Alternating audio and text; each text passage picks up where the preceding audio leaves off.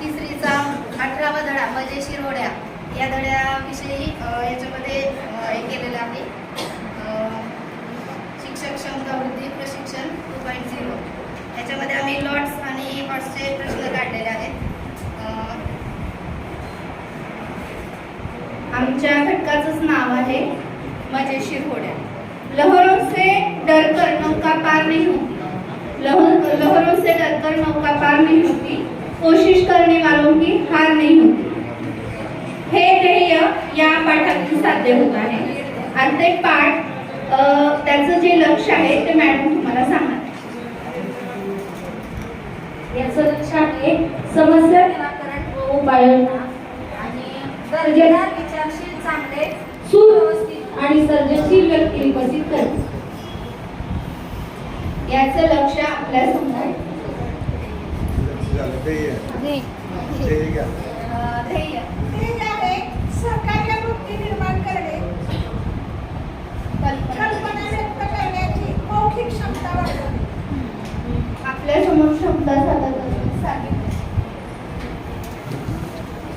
त्याची क्षमता आहे विद्यार्थी स्वतःच्या भाषेत गोष्ट सांगतो, विद्यार्थी नाट्यीकरण गोष्ट सादर करतो आणि विद्यार्थ्यांमध्ये नवनिर्मितीची क्षमता जोपासली जाते. अध्ययन निष्पत्ती सादर करत आहेत. पहिली अध्ययन निष्पत्ती महामूली मॅडम.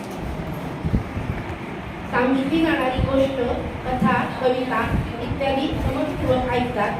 आपल्या कल्पना स्वतंत्रपणे आणि सहज स्वरूपात अभिव्यक्त करणे त्याने अध्ययन.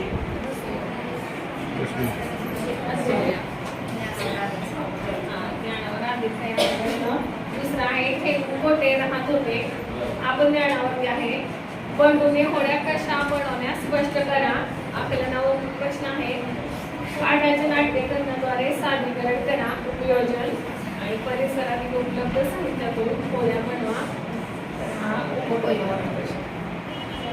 आता याच्यावर हॉट्सवर आधारित प्रश्न पुढीलप्रमाणे आहेत. पहिला प्रश्न आहे गोष्टीला मजेशीर होड्या असे नाव का दिलेले आहे आणि पुढचं माझ्या सहकार्याने सांगावं. गोष्टीतील आवडलेल्या प्रसंगाचे वर्णन करा. तिसरा प्रश्न वेगवेगळ्या कागदी होड्या तयार करा व त्याचे प्रदर्शन करावा.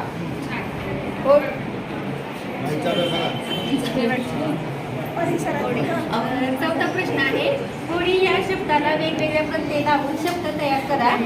तुम्ही केलेले चांगल्या कामाचे वर्गात सादरीकरण करा. धन्यवाद. आम्ही हा छोटासा प्रयत्न केलेला आहे आणि तो तुम्ही शांतपणे ऐकून घेतला त्याबद्दल आमच्या गटातर्फे तुम्हा सर्वांचे आभार.